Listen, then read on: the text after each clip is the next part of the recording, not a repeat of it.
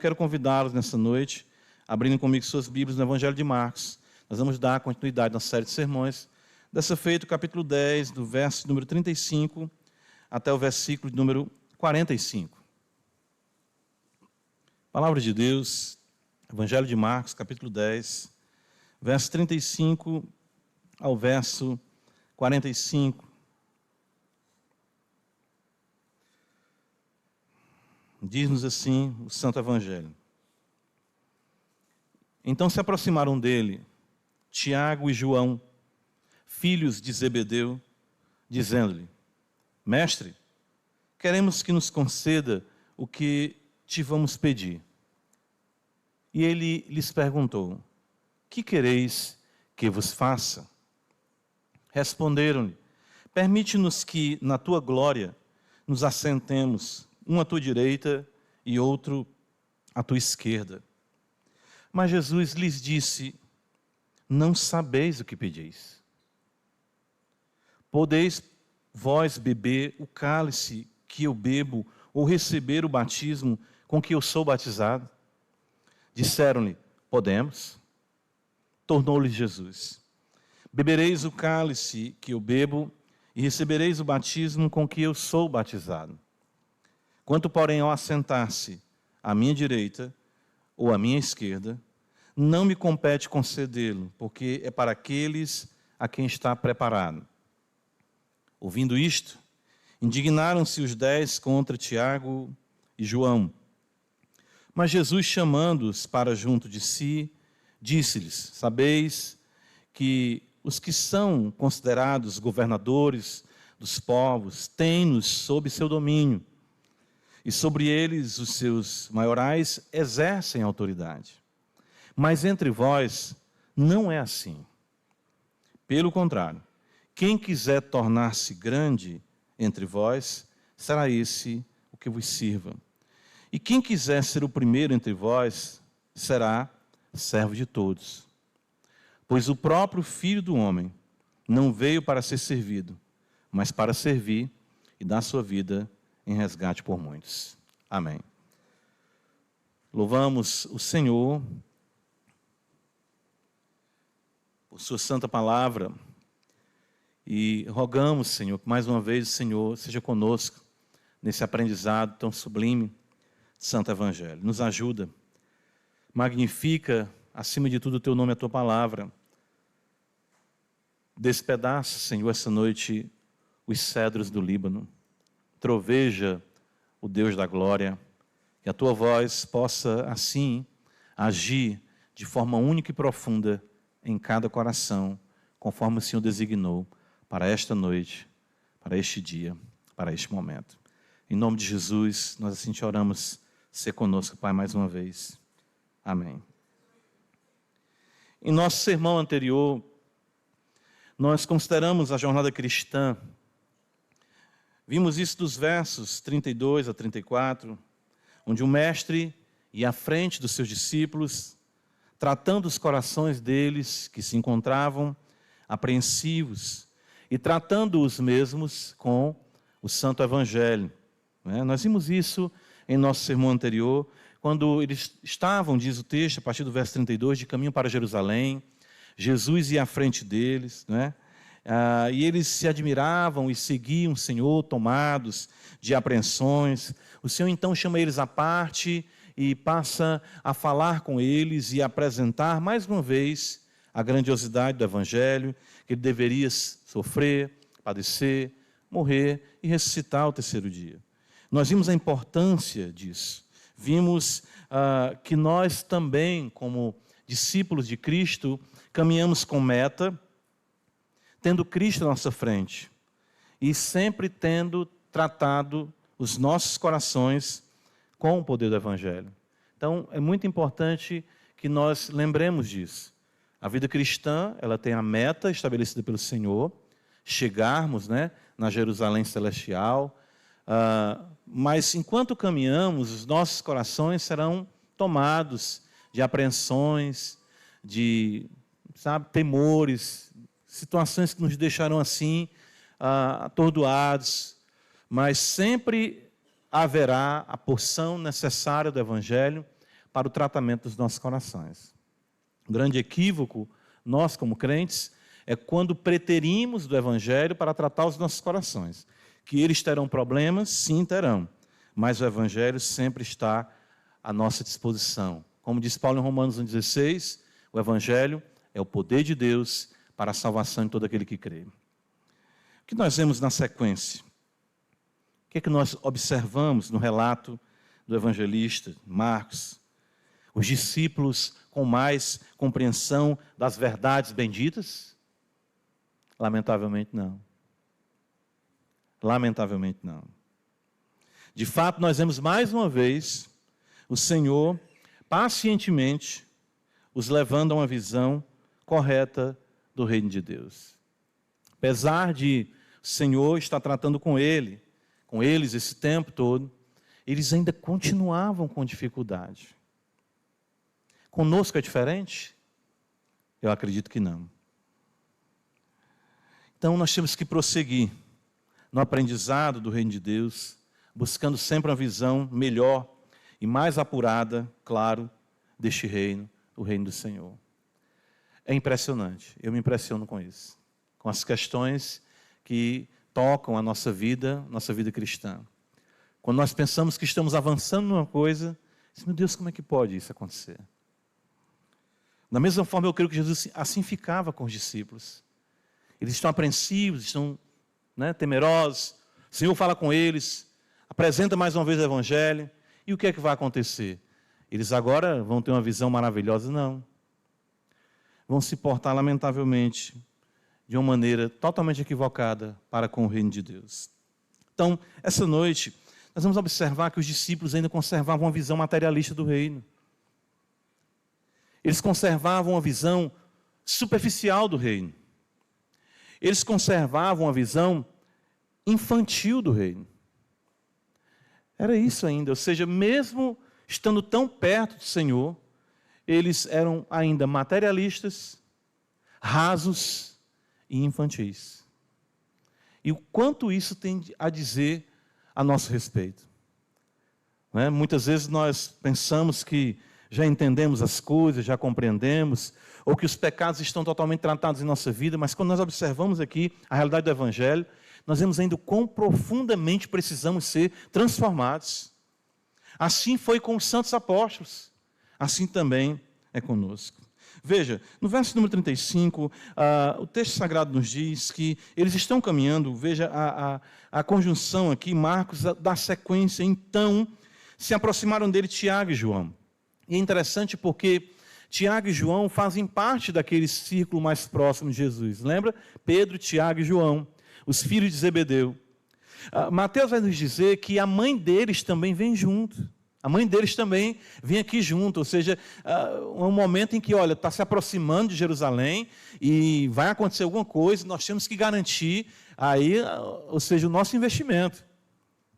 Ela também vem junto, ou seja, a família, eles chegam, falam juntos ali, ela fala, eles falam. Mateus faz questão de destacar também a mãe, Marcos, por outro lado, destaca Pedro e Tiago, Tiago e João, porque esse era também o desejo deles e que a mãe deles também ali externa.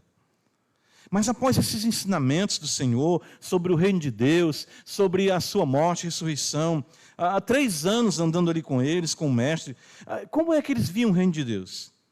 Eles ainda mantinham expectativas bem materialistas quanto ao reino. E isso pode ser constatado pelo pedido de Tiago e de João, embora eles fossem tão próximos do Senhor.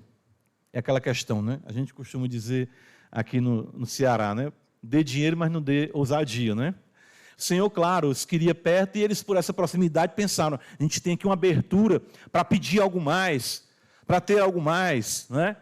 E a mãe deles também se sentiu à vontade, porque sempre que Cristo ia para lugares mais, vamos dizer assim, secretos, para orar, ou para efetuar milagres mais potentosos, ele chamava Pedro, Tiago e João. Então nós temos uma abertura, então nós temos posição de destaque, vamos garantir essas posições de destaque na manifestação do reino.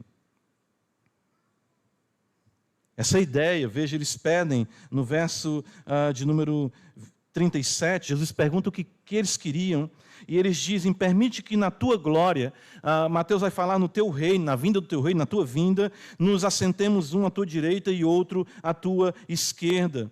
Ou seja, a visão deles ainda era de uma expectativa judaica, de um reino político, onde prevaleceria a derrota dos seus inimigos e a manifestação do mesmo se daria num glamour tal que eles não poderiam deixar de estar nos primeiros lugares. Nós achamos isso um tanto absurdo, né? E muitas vezes ficamos sem entender o porquê dos discípulos terem uma visão tão materialista do reino. Mas será que eu sempre procuro aplicar isso para a minha vida, para nós? Será que nós também não redefinimos, nós não reinterpretamos e interpretamos as bênçãos do reino de Deus apenas em vitórias, conquistas meramente humanas? Será que não é isso que acontece? Eu sempre falo isso aqui para os irmãos. Eu não tenho nenhum problema, eu me alegro com a alegria dos irmãos, seja um trabalho, seja uma conquista de um bem, de um imóvel, seja, enfim, de passar num concurso, graças a Deus, nós louvamos o Senhor por isso, mas será que nós também não redefinimos, não estamos sempre buscando do Senhor interpretar a realidade das bênçãos espirituais apenas em um contexto materialista? Efésios capítulo 1, abre comigo a escritura, veja, o apóstolo Paulo, quando vai falar da grandeza, enfim, a profundidade do amor de Deus, Paulo vai dizer, ele exalta o Senhor, ele bendiz o Senhor. A partir do versículo 3, ele diz, bendito Deus e Pai de nosso Senhor Jesus Cristo, que nos tem abençoado. Nos abençoado com o quê? Com posições de destaque, com ofícios, com cargos, com bens, com imóveis, com dinheiro, com renome, com respeito. Não, que nos tem abençoado com toda sorte de bênção espiritual nas regiões celestiais em Cristo. Nós esquecemos disso. Transformamos a realidade do reino de Deus numa perspectiva materialista. Estamos preocupados com posições, estamos preocupados com o nosso nome, estamos preocupados com a nossa honra, estamos preocupados conosco, sempre conosco. O grande problema é sempre esse.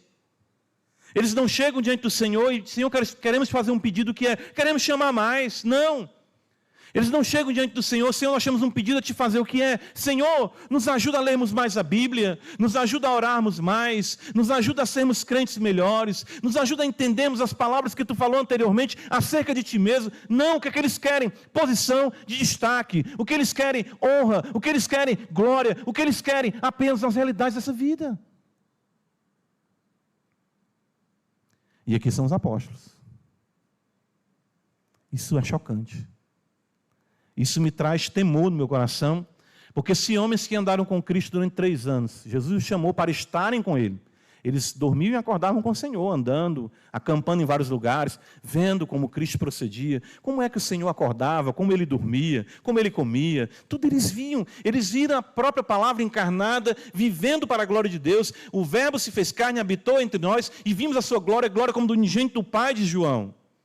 Mas eles demoraram a entender. A infância, a infantilidade que nós vamos ver, prevalece dos corações dos crentes por muito tempo. O mestre já afirmara a natureza do reino, na conquista dos corações e em sua capacidade de transformação e regência do âmago. Lucas 17, abre comigo, Lucas registra isso, não é? Os irmãos conhecem o texto. Mas o reino de Deus, eles ficavam ainda pensando nisso. Né? Está se aproximando, o que é que nós vamos, né? O que é que nós vamos ganhar aí? Qual vai ser o nosso lucro aí?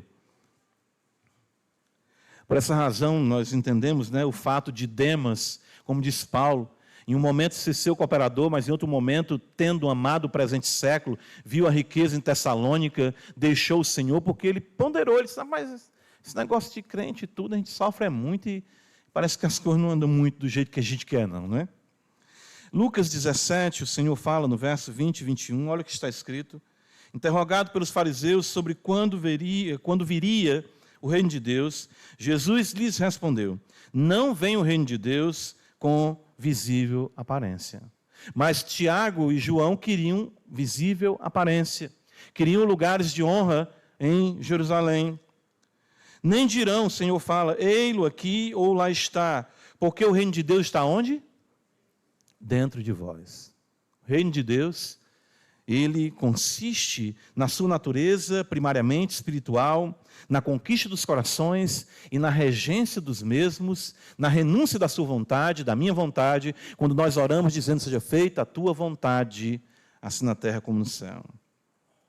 Paulo também, abre comigo em Romanos capítulo 14, muitas referências poderíamos citar, mas eu gosto muito desse texto. Esse versículo é onde, observe com carinho, claro, além de ser Sagrada Escritura, onde o Dr. Lloyd Jones findou suas exposições de Romanos. Romanos 14, 17, o apóstolo Paulo diz, porque o reino de Deus não é comida nem bebida. E aqui o contexto é porque os crentes estavam brigando por essas coisas. E nós brigamos por questões materialistas, questões do reino, questões do nosso reino, enfim, do nosso ego. E Paulo diz, o reino de Deus não é comida nem bebida, mas é justiça, paz e alegria no Espírito Santo. O Evangelho, de fato, o reino de Deus, é o poder do Evangelho que nos reconcilia com Deus, nos concedendo vida e vida com abundância. Lamentavelmente, os discípulos continuavam buscando honra e glória mediante os parâmetros humanos. E estavam na iminência da consumação, no caso de Cristo, na morte, sua morte na cruz, tudo aquilo que o Senhor veio para consumar. Mas eles ainda ficavam se detendo nessas questões. E quanto a nós? Há quanto tempo caminhamos com o Senhor? Há quanto tempo o Senhor nos ensina pelo seu Evangelho? Há quanto tempo você ouve pregação? Há quanto tempo você tem acesso a conteúdos privilegiados do conhecimento de Deus na face de Cristo? E quais são as suas expectativas quanto ao reino de Deus? A nossa visão é ainda materialista, pautada em honra e glória humanas? Ou é pautada no amor a Cristo, em querer conhecer mais a Cristo, servir a Cristo, renunciar por Cristo, morrer por Cristo, viver por Cristo e assim por diante? Qual é a sua visão do reino de Deus? Aqui, a princípio, a visão deles ainda era muito materialista. Volta comigo para Marcos capítulo 10. Eles têm também uma visão superficial do reino. Considerei dessa forma porque é muito interessante o que acontece aqui na sequência.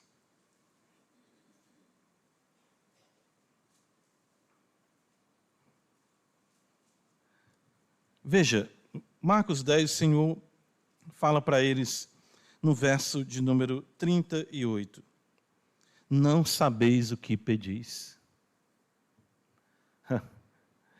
Ou seja, a visão deles era curta, turva, era rasa, era superficial. Vocês não sabem o que estão pedindo. Vocês estão com a mentalidade aí totalmente invertida do reino. Vocês não sabem o que estão pedindo. Aí Jesus então tenta aprofundar com eles a percepção deles tão superficial.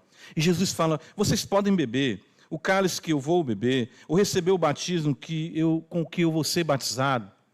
Essa expressão aqui de cálice e de batismo denotam, isso a gente pode observar no Antigo Testamento, a ideia de sofrimento. Existe sim o cálice da bênção, mas existe também o cálice como a porção da ira de Deus, e Cristo haveria de beber esse cálice, como nós falamos hoje pela manhã, da ira condenatória. Beber o cálice aqui seria, no caso de Cristo, tomar sobre si a ira de Deus, o sofrimento necessário para o resgate do seu povo, como também o batismo, a agonia, as muitas ondas e vagas que passam sobre mim. Nós vemos isso nos Salmos. Então Jesus está dizendo que haveria de ser realmente angustiado. A ideia do batismo, até eu falo isso para os irmãos na hora do batismo, Esse pastor tem um medo, faz parte, tem que passar a agonia, por isso a realidade da imersão. Interessante isso. E Jesus então quer levá-los a compreender, vocês podem beber o cálice, vocês podem suportar os sofrimentos. É como se Cristo estivesse dizendo assim, estão prontos a pagar o preço por isso? Sofrendo intensamente como eu sofrerei? O que é que eles respondem? Verso número 39, podemos? Jesus então diz para ele, de fato vocês vão beber o cálice que eu vou beber e receber o batismo com que eu serei batizado. ele indaga os discípulos, sempre o Senhor quer levar os mesmos a compreenderem, fazendo as perguntas, vendo se os mesmos entendiam isso, mas eles não entendiam. Eles não sabiam o que estavam pedindo, que o caminho para a glória, eles precisavam entender isso, reserva porções específicas de sofrimento inevitáveis e necessárias para o aperfeiçoamento dos santos. É isso que Cristo está dizendo. Vocês estão preocupados com posição e com honra, eu estou preocupado com a santificação de vocês. Vocês estão preocupados com títulos, com glória, com o nome de vocês, eu estou preocupado em limpar vocês. Eu estou preocupado em vocês entenderem que vocês serão aperfeiçoados. A minha preocupação é que vocês cheguem naquele dia lá sem mácula, nem ruga, nem coisa alguma semelhante, como afirma a palavra do Senhor. O Senhor mostra a eles novamente que a glória é precedida de sofrimento. Vocês pensam que estamos indo para Jerusalém? Vocês pensam que a vida cristã vai ser algo confortável? Que vocês vão apenas caminhar, chegar lá e sentar em tronos? Não, até lá tem um cálice a se beber. Tem um batismo com o qual precisa ser batizado. Vocês respondem de forma muito superficial que vão beber e vão ser batizados. De fato, vocês vão, mas vocês ainda não têm nem ideia do que de fato ainda está por vir. O Senhor ensina para eles que uma visão correta do reino, não superficial, ela consiste em se perceber que servir ao Senhor não é uma barganha. Não é porque eu vou ser fiel que a minha vida vai ser tranquila. Não é porque eu estou caminhando com Jesus que eu vou receber já aquilo. Ou seja, eu não olho para a questão necessariamente da recompensa. Embora sim eu olhe, almeje, mas isso eu faço em amor, sabendo que maior tesouro e maior recompensa é ser conformado à sua imagem e tê-lo como meu Deus e meu Senhor. A recompensa ela é secundária, considerando a recompensa maior que é o próprio Cristo. A vida cristã é o prazer da obediência, que será recompensada, porém, não nos parâmetros ou méritos humanos. As afirmações precipitadas deles revelam ausência de compreensão do significado das realidades espirituais. Eles não sabiam o que era o cálice, nem muito menos o que era o batismo, ao qual o Senhor se referia. Em suma, a superficialidade caracterizava a visão deles. Pode observar isso. O Senhor fica aqui tentando levá-los a entender. Entender, irmãos, que Deus soberanamente conduz o seu povo em um aprendizado e aperfeiçoamento nesse mundo de dores é sinônimo de profundidade espiritual e de mente cristã. Os discípulos ainda não tinham isso. 1 Pedro, veja, abre comigo. Depois Pedro aprendeu, né, também. 1 Pedro.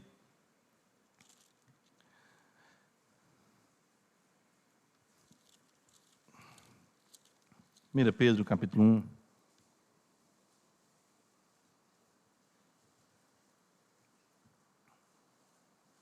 Pedro vai dizer que nós temos uma herança incorruptível.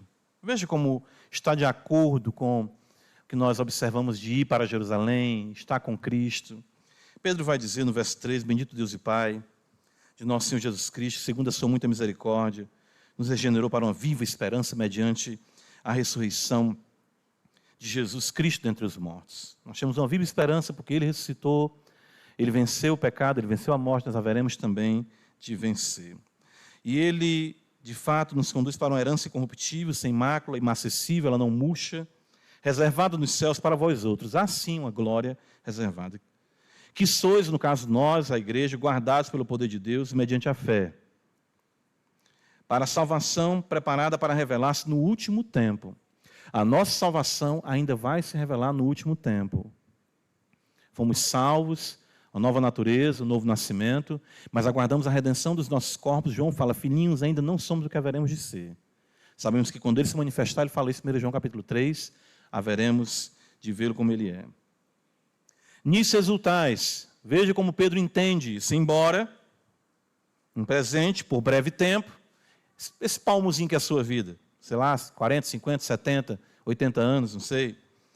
Embora, por breve tempo, se necessário, sejais contristados por várias provações. Deus não está comprometido em lhe fazer uma pessoa feliz nos parâmetros deste mundo. Deus está comprometido em lhe fazer uma pessoa santa. Você vai ser contristado. Você e eu seremos contristados por várias tribulações, e isso é necessário. Pedro diz, quando ele fala se necessário, não é uma coisa que se acontecer. É a ideia de que a necessidade ocorrerá. E você, e eu, e nós só seremos aperfeiçoados mediante o sofrimento.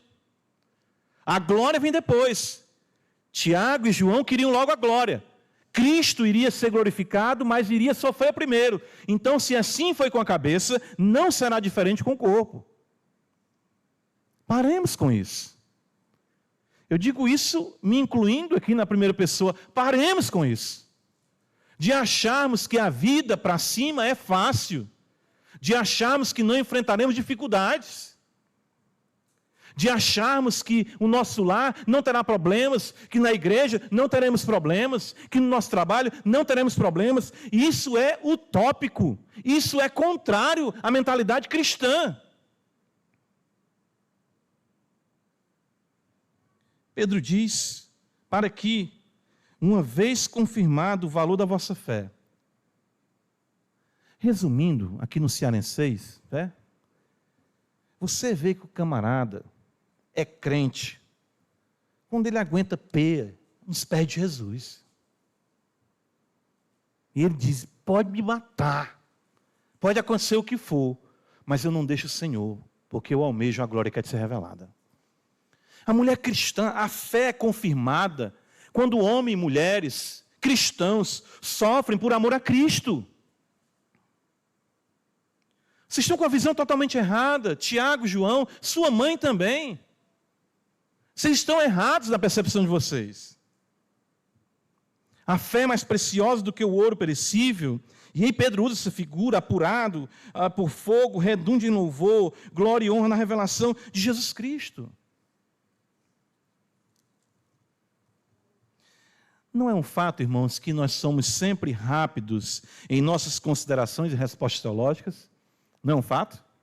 Você sabe responder as coisas? Você sabe dizer. Está acontecendo o quê? Não, Deus é soberano. Aí, quando acontece o problema na sua vida, o que é que você faz? Beijo. Hoje mesmo, pela manhã, eu estava aqui falando sobre o domínio de Deus, no Salmo 119, não foi? Não foi? Tu estava falando sobre isso? Que o Salmo 119, o salmista diz que Deus há um decreto, nós falamos sobre isso, há uma ordem estabelecida pela palavra, que rege tudo, está acontecendo tudo como Deus quer. Amém? Aí falamos na segunda parte do versículo 91, que tudo está ao seu dispor, ou seja, todos lhe servem. Amém? Sai daqui, chegamos em casa, corre, rapaz, a gente precisa comprar alguma coisa para o almoço. Fui com a minha esposa no supermercado, aí na fila, parece uma coisa, toda vez que é minha vez, tem que ter sangria. É com vocês também assim, é? Tem que ter sangria. Uma senhora tinha passado as compras dela, o marido dela, passou, trouxe mais essas coisas, trouxe um bocado de coisa. Aí foi uma segunda compra na frente.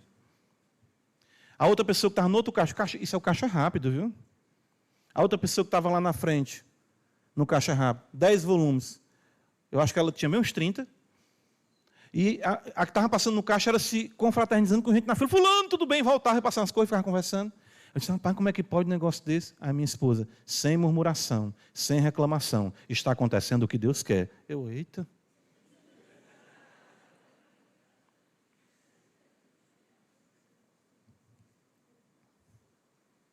Não somos assim? E principalmente o pregador é provado naquilo que prega, antes, durante e depois. Ela sem reclamar, André, sem murmurar. Está acontecendo exatamente o que Deus quer. Eu disse, rapaz, ela foi melhor ouvinte do que o pregador, não foi? Então, irmãos, nós somos rápidos em nossas considerações e respostas teológicas, porém temos extrema dificuldade em lidar com as complexidades necessárias à vida cristã. Uma visão não superficial do reino traz resignação em meio às dores que transformam o crente. Então, se você quer conforto, se você quer glória, se você quer chegar no céu sem sofrimento, você está na profissão de fé errada. Porque Jesus falou, importa que primeiro Cristo padeça e depois entre na sua glória. Jesus queria desconstruir essa visão deles triunfalista. Claro que haverá glória, claro que haverá gozo, claro que haverá majestade. Majestade do Senhor, a glória do Senhor, encherá a terra como as águas cobrem o mar. Mas isso não quer dizer que até lá nós não venhamos sofrer. Isso não quer dizer que até lá tenhamos que objetivar o nosso conforto, nossa tranquilidade. Mas sim, sofremos pelo Senhor. Porque se não tivermos essa mentalidade, seremos infantis, como veremos na sequência. Em vez de crescermos, estaremos buscando coisas materialistas e posições, em vez de termos uma mente cristã que amadurece com o decorrer do tempo. Marcos capítulo 10, volta comigo, veja. Além de uma visão materialista e superficial, os discípulos tinham uma visão infantil. Uma visão infantil.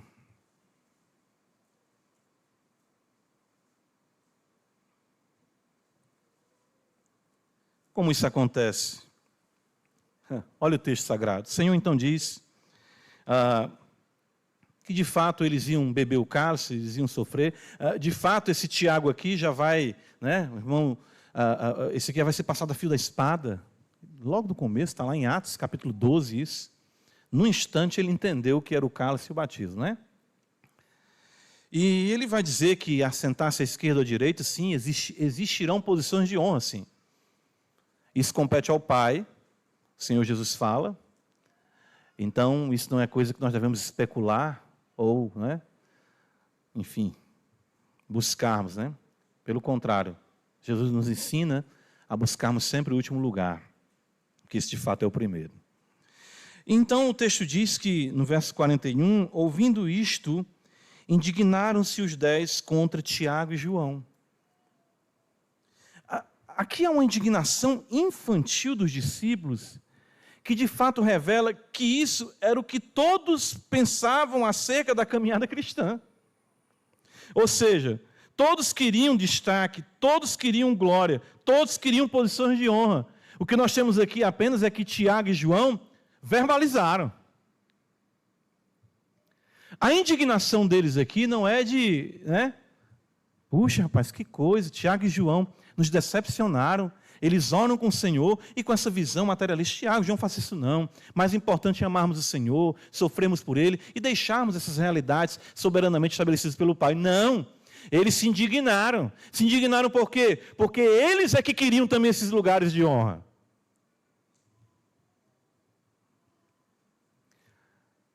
Eles estão ouvindo isso, os outros 10 discípulos, e eles não ficaram maravilhados com o ensino, não pararam para considerar, não ficaram temerosos quanto ao seu coração, quando Jesus fala, ó, esquerda e direita, lugar de honra, é com o Pai, não é assim. Não, porém, eles se indignaram com o que poderiam perder.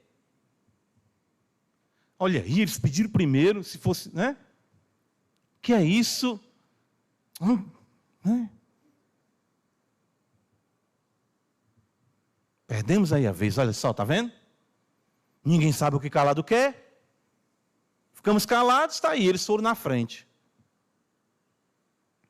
Nós temos aqui uma realidade que eu acho interessante, que sempre seria enfrentada pela igreja. Os embates entre os próprios crentes nas disputas infantis em nome da fé. Isso é uma coisa que eu vejo como um paradigma que nós sempre haveríamos de ter que lidar com isso na igreja. Abre comigo 1 Coríntios, capítulo 3. Uma coisa, né, que é impressionante. E eu me considero ainda infantil quanto a isso também. É em me assustar com os problemas que surgem na igreja. Isso não deveria nos assustar. Porque isso ainda faz parte da nossa natureza caída até o dia em que Cristo voltar. Uma visão infantil do reino de Deus. 1 Coríntios 3, o apóstolo Paulo, escrevendo à igreja de Corinto, os irmãos conhecem bem, ele vai dizer, eu, porém, irmãos, não vos pude falar como a espirituais, e sim como a carnais, como que crianças em... Tudo bem, você é crente, mas você é infantil. Olha aqui, ó. Então é interessante que é uma expressão que a gente não gosta, né? Mas veja, crianças em Cristo. Como Deus é bondoso. Mesmo eu sendo infantil, eu sou dele. Crianças em Cristo. A gente vê Paulo dizer assim, nós estamos em Cristo, né? Nosso amor em Cristo, em Cristo. Mas existem as crianças em Cristo. Paulo diz, leite vos dê a beber, não vos dê alimento sólido, porque ainda não podeis suportá-lo, nem ainda agora podeis, porque ainda sois o quê? Carnais. A ideia aqui de carnal surgiu na década de 90, eu acho que antes, é porque eu conheci na década de 90, né? Pastor Rossi lembra dessa questão aí, né? Das pessoas dizerem que na igreja tem um crente carnal e o crente espiritual, né? E que o crente carnal seria aquela pessoa que creu em Cristo, mas ainda vive no mundo. O chamado crente Raimundo. Nada contra o irmão Raimundo não, viu, Raimundo? Um pé na igreja e outro no mundo. Era um ditado que as pessoas diziam, crente Raimundo, né? Um pé na igreja e outro no mundo. Espero que não seja essa a sua realidade, né? Não é não, né, mano? Não, o pé dele no tempo é em outro lugar, né? Um negócio mais marmotoso, né, mano? Não, irmãos, brincadeiras à parte, porque o Raimundo, ele conhecia outra realidade, né? Porque alguém pode não conhecer e achar que alguma coisa é equivocada. Mas a gente brinca com quem a gente gosta. Então, a pessoa dizia assim, rapaz, o crente carnal, então, é aquele que está na igreja, mas ele ainda usa drogas, ele ainda vive vida de dissolução, prostituição, mas ele é crente. Não é isso que Paulo está dizendo. Paulo está dizendo que carnal é ser infantil, é agir segundo o homem, é não agir de forma cristã. Veja que ele coloca, no verso 1, carnais com crianças. Ele coloca isso. Que a criança, ela age assim, em brigas, em disputas, ela não mede as consequências. Verso número 3. Porquanto havendo entre vós ciúmes e contendas, não é assim que sois carnais e andais segundo o homem? Quando, pois, alguém diz, eu sou de Paulo, e outro de Apolo, não é evidente que andais segundo os homens? Então, percebam o que é que o apóstolo está dizendo.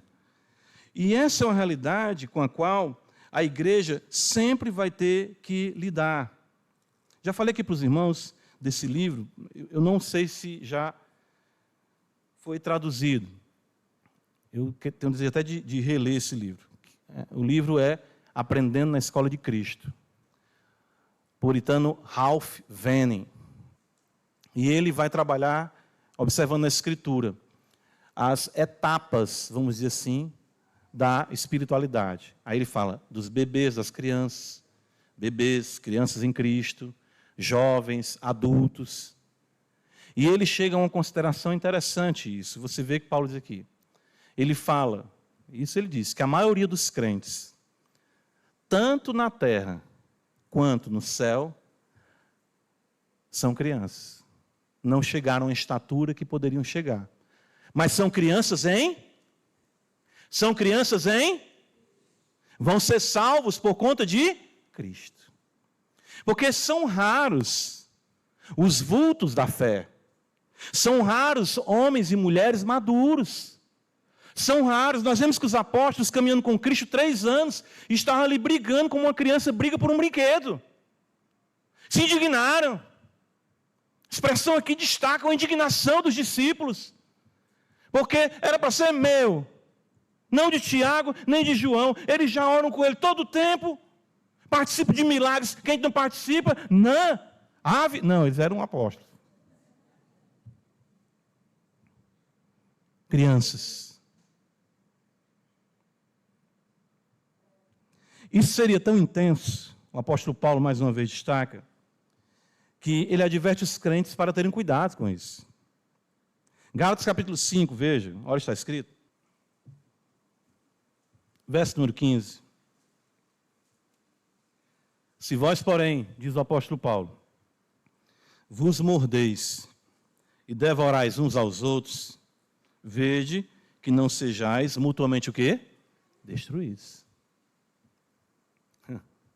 Tão interessante isso, porque o que é que menino faz quando briga com o outro?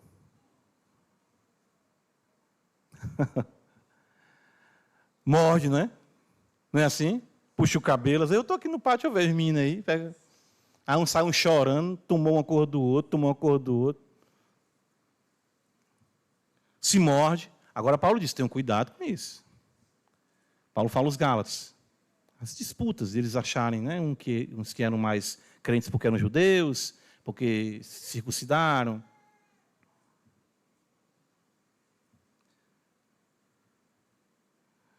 Marcos 10, volta comigo. O que é que o Senhor faz? E isso me chama a atenção no relato. E é sempre assim. E que Deus faça sempre assim conosco. Jesus vê eles indignados. Vê eles praticamente aqui, indignados uns contra os outros. O colégio apostólico estava ali naquele momento, um com raiva do outro. O fundamento da igreja estava ali, naquela hora, né? Se eu pudesse, eu matava. Né? O que Jesus faz? Verso 42. Chama eles para junto de si. É sempre assim, a unidade vai ser sempre em quem? Em Cristo. A infantilidade vai ser sempre neutralizada em quem? Em Cristo. E o que é que vai ajudar nisso tudo? O ensino. O Senhor aproxima os seus para junto de si, para expurgar o mal infantil pelo amor. Ele aproxima e ensina. É sempre assim, irmãos. É sempre dessa forma. É muito maravilhoso. É muito maravilhosa a palavra de Deus e como ela é realmente cirúrgica, precisa, bisturi de Deus. Usando aqui, Paulo, de fato, aos Hebreus vai dizer a espada, né, de 2 gumes, né, afiada.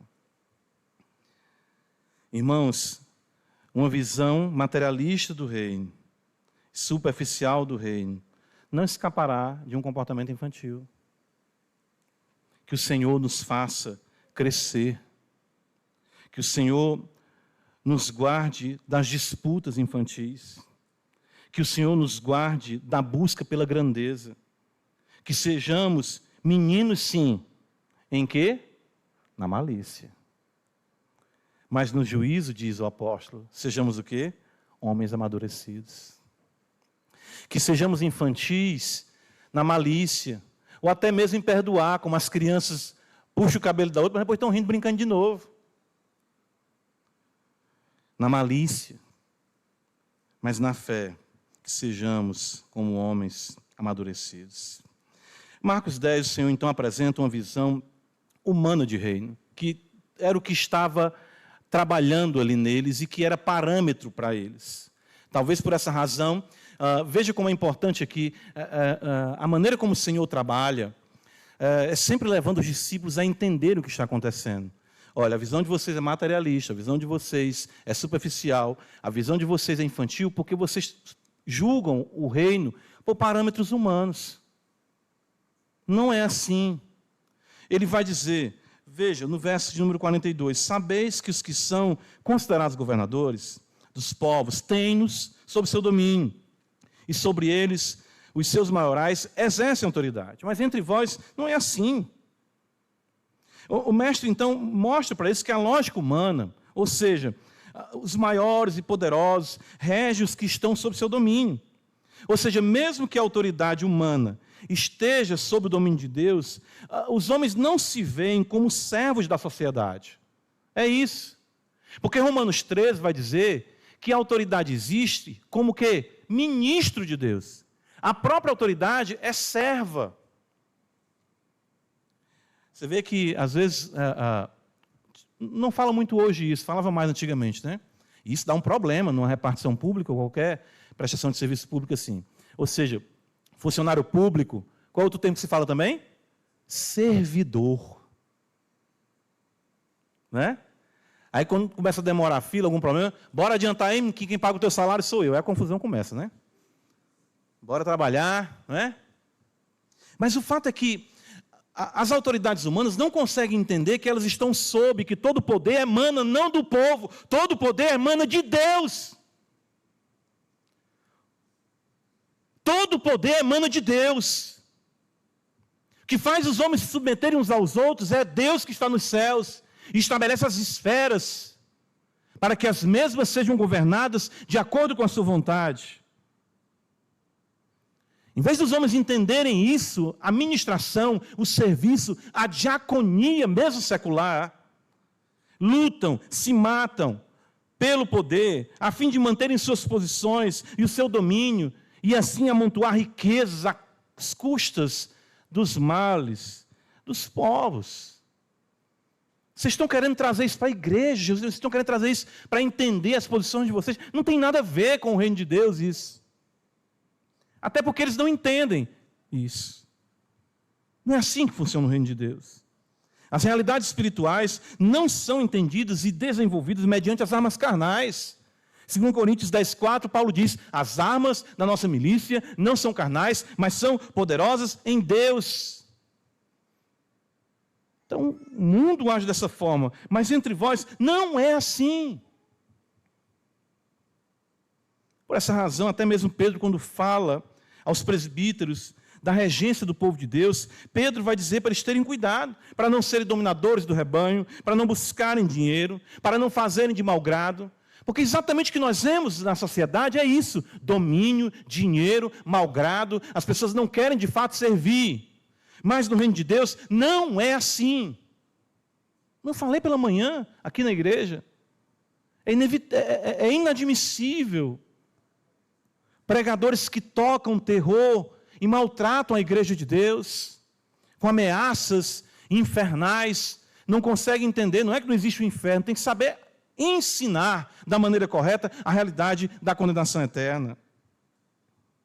Não é assim entre vós, afirma o mestre. A igreja de Deus não pode ser pautada por visões políticas ou empresariais, desempenho, títulos ou força. Assim é lá fora, não aqui dentro. Não é título. Eu falei para os irmãos que já fui membro de uma igreja, que para falar o nome do irmão, eu quase não conseguia.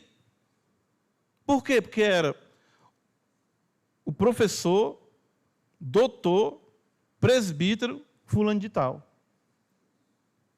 Sério. Quando estava no boletim, ainda vinha dessa forma.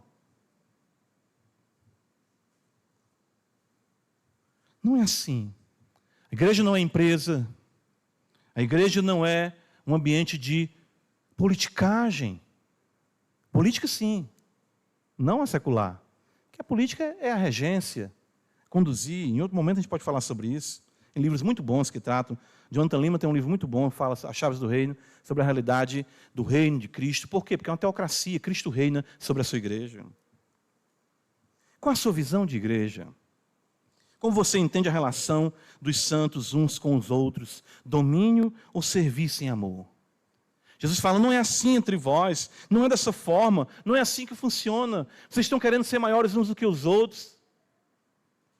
E Jesus deu um exemplo maior quando em João capítulo 13 se cinge uma toalha como servo e lava os pés dos discípulos.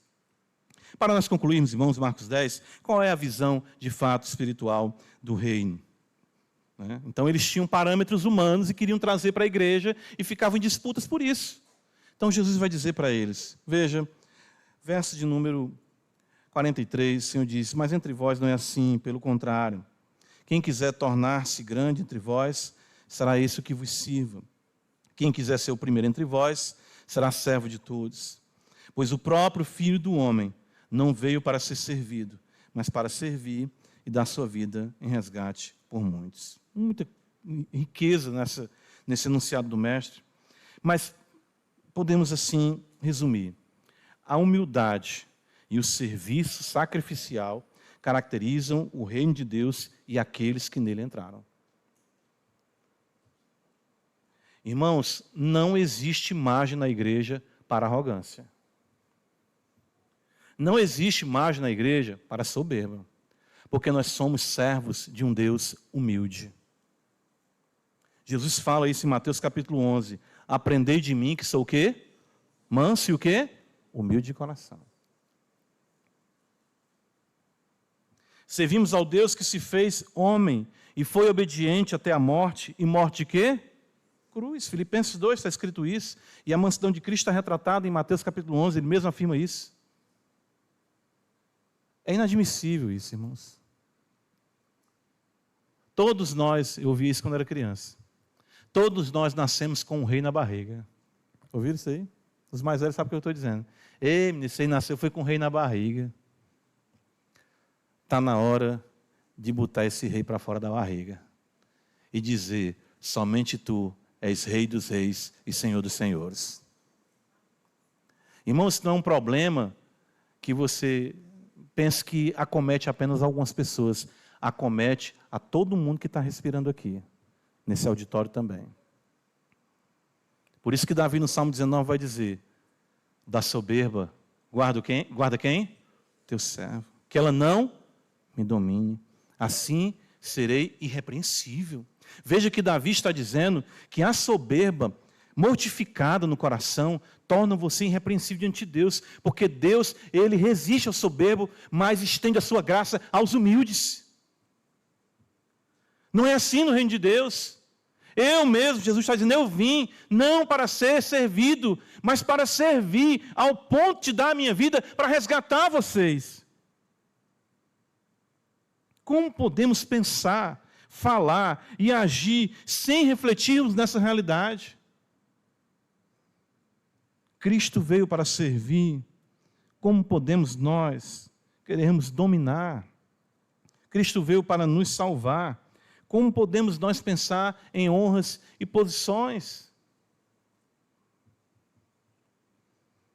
Eis a visão correta do reino de Deus.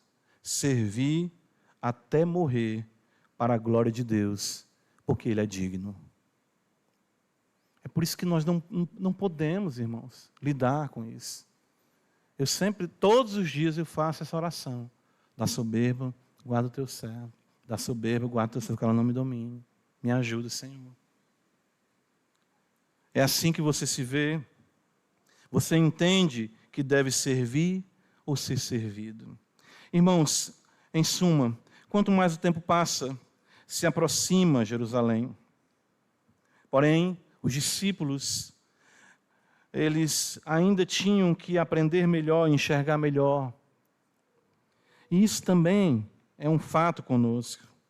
Enquanto prosseguimos, possamos ver melhor, possamos ver o reino de Deus melhor, possamos ver o reino de Deus em sua realidade espiritual, manifesto na pessoa de Cristo, regendo nossos corações em humildade e serviço. Que cada vez mais o Senhor expurgue dos nossos corações a visão materialista do reino. Que o Senhor expurgue dos nossos corações a visão superficial do reino. Que o Senhor expurgue dos nossos corações a visão infantil do reino. E que possamos ver o Senhor, Cordeiro manso e humilde. E assim, imitando Ele, nós viveremos para a glória do Senhor. Amém, irmãos. Nós louvamos o Senhor pela sua palavra, pelo Santo Evangelho. Abençoa, Senhor, a tua igreja, nos ajuda. Guarda-nos, Senhor, dessa ambição tortuosa, que não seja, de fato, o desejo pela tua glória. Livra-nos, ó Deus, de sermos conquistados pelas conquistas. Ajuda-nos a cada vez mais almejarmos estarmos contigo. Enquanto caminhamos, nos desprende, nos desarraiga desse mundo mau, para que possamos ter uma visão espiritual do reino, para que possamos nos aprofundar mais, compreender que os sofrimentos são necessários, que as lutas são necessárias, que as decepções são necessárias, que as frustrações são necessárias, que as realidades que nos deixam contristados são necessárias para o aperfeiçoamento da fé, porque somente a fé, que é mais preciosa do que o ouro, suportará tudo isso. E ajuda-nos para que não venhamos agir de forma infantil. Possamos amar uns aos outros, perdoar uns aos outros, não nos indignarmos uns contra os outros, mas vivermos em amor na dependência do Senhor. Olhando para o Cordeiro que veio para servir, sirvamos o Senhor até morrermos para Ele, porque se vivemos, para o Senhor vivemos, se morremos, para o Senhor morremos, quer vivamos ou morramos, somos do Senhor. Abençoa a tua igreja, abençoa a tua igreja, abençoa a tua igreja, Pai, em nome de Jesus. Amém.